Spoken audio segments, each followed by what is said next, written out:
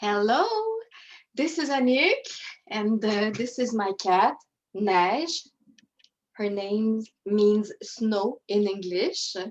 Well, she looks like And snow. welcome to this conversation about opening space. So, if you're wondering what open space technology is, or what does opening space mean, well, you're at the right space, the right place. Here we are with our friend Anne Stadler, who's a mentor in the open space technology community. Welcome, Anne. Thank you, my dear. Thank you very much. Now, I have a very important question to ask you. And this question was inspired by a young tenor in the UK. Mhm.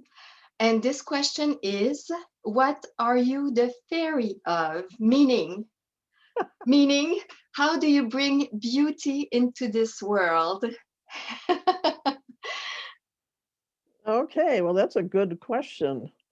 Um, and my immediate response to that, uh, surprised to think of myself as a fairy, but my immediate response is I'm actually a dragon. Um, and the way I bring meaning into the world is to stand for the mystery and ask,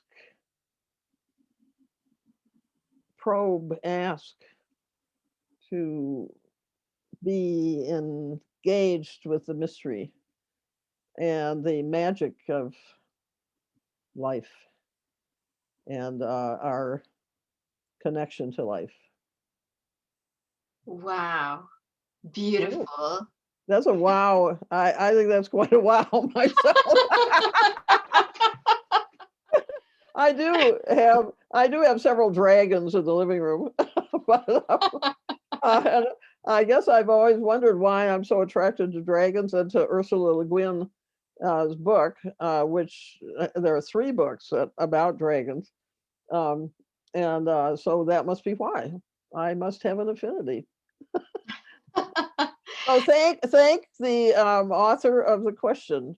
I think it's a wonderful question. I think we should It is. each ask ourselves that question and see what space it opens up for us. Yes, it's a beautiful question. And my answer to this was I'm the fairy of dancing with life.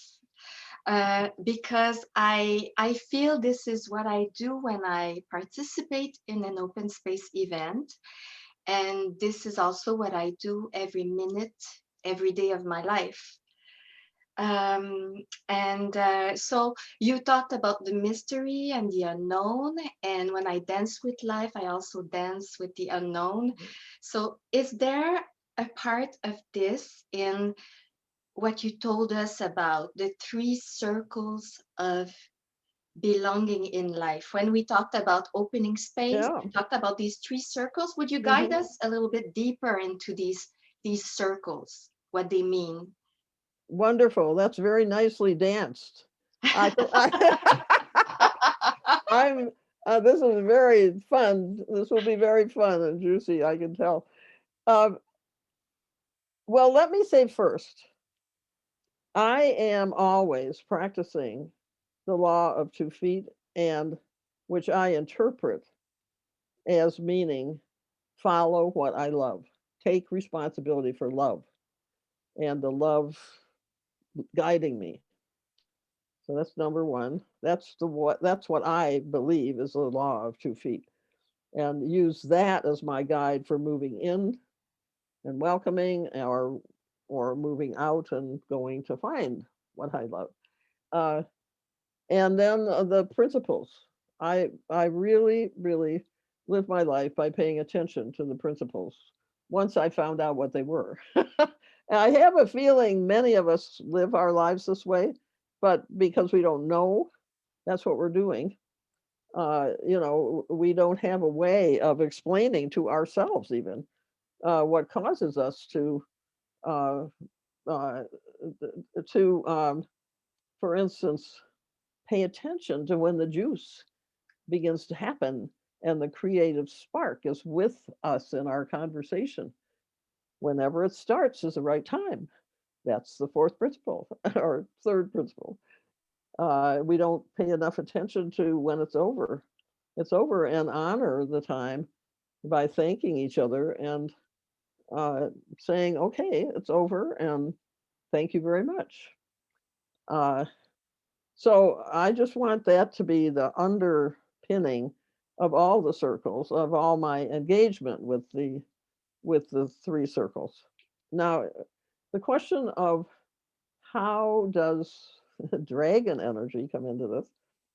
Uh, Very clearly for myself, it comes in the my connection with the field of spirit, with the universal intelligent field. Some people call it God. I call it universal intelligent field. Uh, the the invisible um, uh, field that surrounds us, where whatever it is that we're doing, and in my being in open space.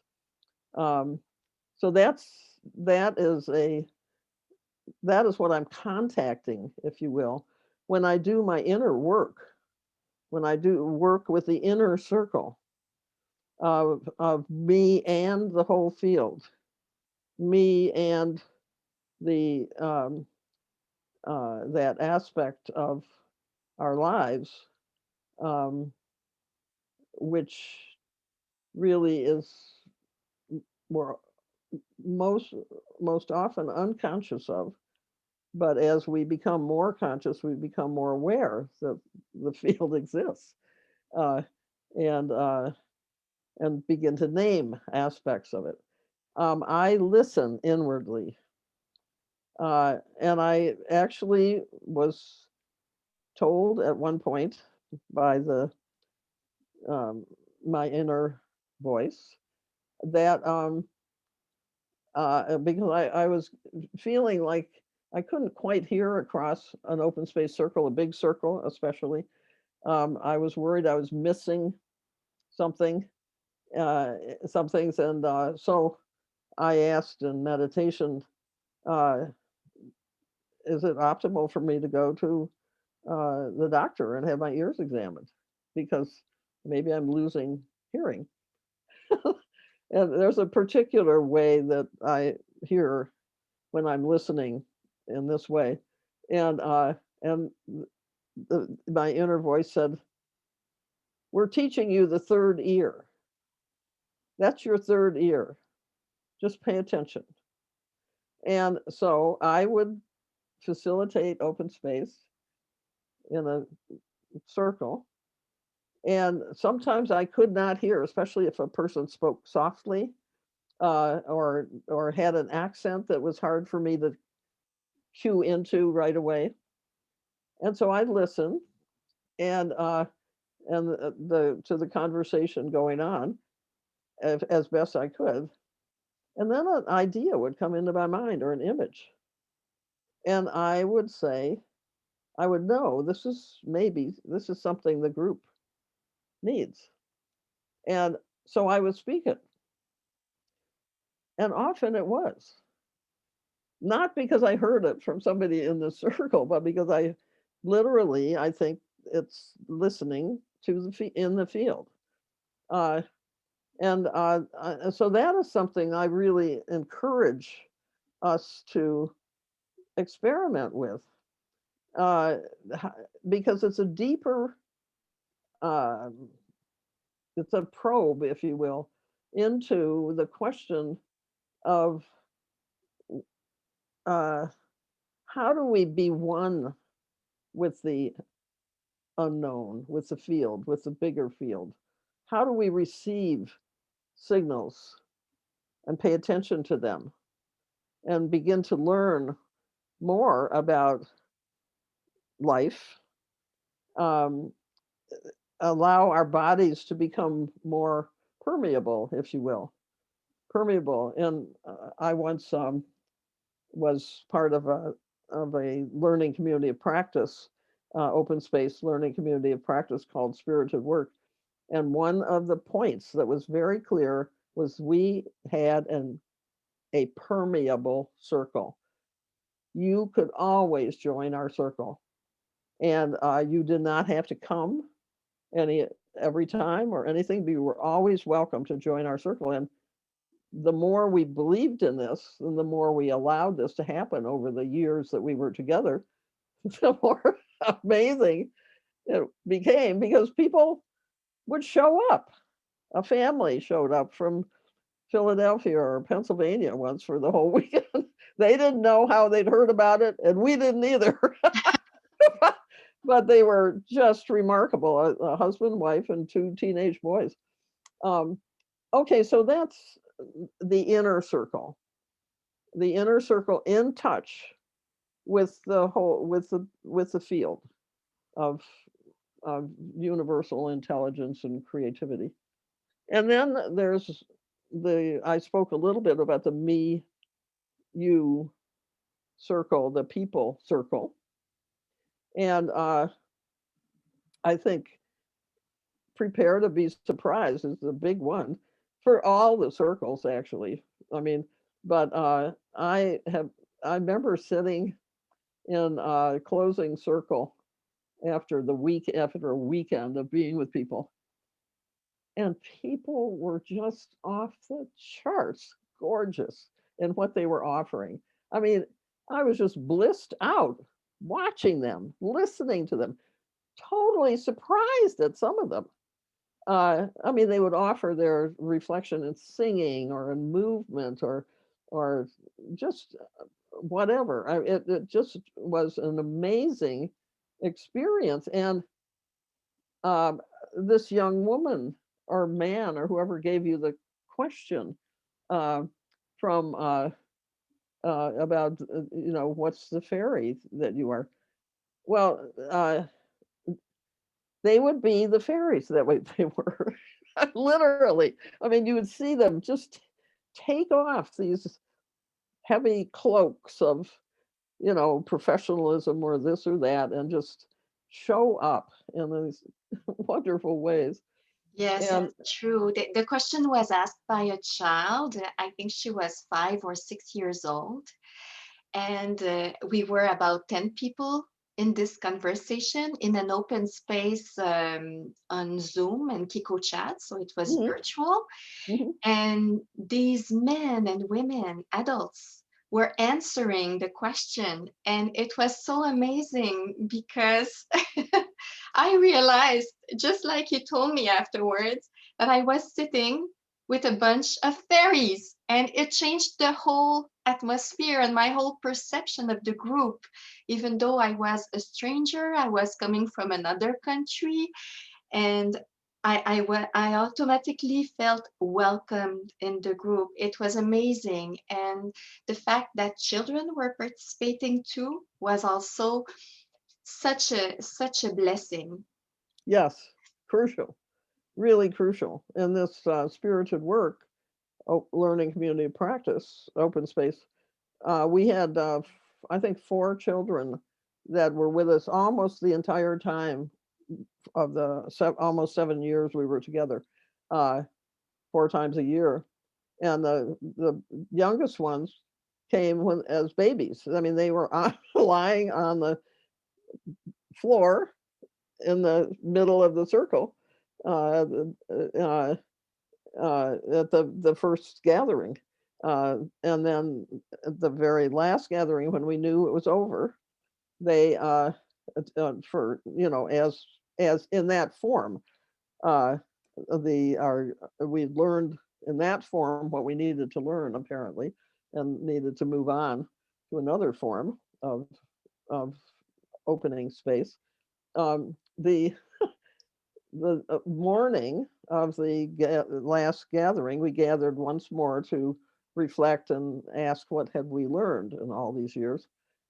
Was open. There were two people opened this circle, one of whom was 7 years old, and had been part of the the whole time. And I mean, we had the young people were just uh, as this young woman, a girl was, were just so they're a window into an unfettered openness, innocence that that asks the kind of questions that we really need to be living. you know. Uh, so I always, oh, I love it when the more diverse the ages and experiences, the better. Better, absolutely. Yeah. So I Uh, guess this is part of the circle of the people who are there. So welcoming what is yeah, and who is there, no yeah, matter their age, their language, their nationality. yes. And in terms of language and so forth, it's if you can anticipate that people will need help with language, it's great to prepare that way so that there as this gathering did, the online gathering you speak of, did with signing and other ways. If you don't anticipate that, but the thing that I love and has been part of my experience as a stranger is people in the circle will help. They will know. Do you need help? They'll come up and start interpreting. Or not. I've not had the experience of people who are deaf and need signing help. Uh, and we probably um, set up a unconscious resistance to that because we didn't prepare for that in our learning community of practice. It never occurred to us to prepare for that. Um, and now, if I were doing it publicly, of course I'd prepare for it because the fact is that that is a real need in any kind of public uh, gathering. And so, if you know that this is you can access information that tells you this is likely to be of value, then do it. Yeah. Mhm. But the other piece too that I wanted to mention is the third circle that I mentioned before is the ecosystem uh, that that is activated around a question or a purpose that the open space, is uh, when you call people together to open space. Uh, and the I think this is a very important part of the kind of invisible circle, frankly, because the uh, it, it, it shows us we're not alone, that co-arising with what we think we are doing all so brilliantly all by ourselves, these other initiatives that are like ours are also there. They're also co-arising and they're thinking and examining some of the same things and that we are. And one of the things that I've been really grateful for is noticing uh, if people will do this when an international group uh, has an open space, a virtual open space, you begin to see by the attendees the way they publicize and welcome, whoever wants to come. Um, they You begin to see this co-arising phenomenon, and which I feel is in many ways the signal of the shifting of consciousness, the from me all by myself in my exceptional wonderfulness to to us to, oh, wow, look at this. What can I learn? How, you really do shift your whole way of accessing and sensing that you belong, um, as a learning, an instrument for yourself of learning and adding, yeah, adding joy and surprise, dancing in your with life, with in life, with life. Yeah, Yeah, yeah, and when I participate in an open space event, I find other people to play with yes, because exactly. there's something about playing and having fun that is very important in open space technology. Those are not meetings like any others. They're very well. I heard Philip in the UK, Philip McDermott, saying that open space events are not special; they're extraordinary. Um, but there is really a playful aspect to them. Well, and they're extraordinary partly because we don't do them enough. I mean, so it looks like it's extraordinary. But, we are these people. We love this.